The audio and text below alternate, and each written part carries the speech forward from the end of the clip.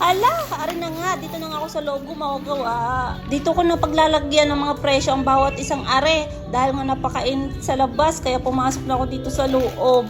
Alam nyo ga, aring pagtitindang are ay patyagaan laang. Sa ngayon, hindi pa masasabi may tubo. Nga pala, habang ako nag-aayos diyan, ako nagpatugtog ng Christian song para ako ganahan lalo.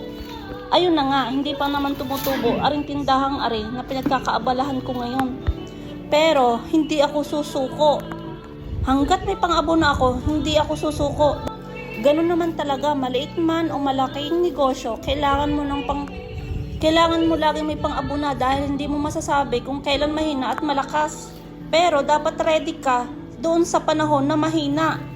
Yun ang natutunan ko dito sa pagtitinda. Kailangan, lagi kang handa pagdating ng panahon na mahina ang tindahan. Pero hindi ako susuko, ako'y lalaban hanggang kaya ko. Tsa! Lahat tayo may pinagdadaanan. Basta, kapit lang tayo sa taas.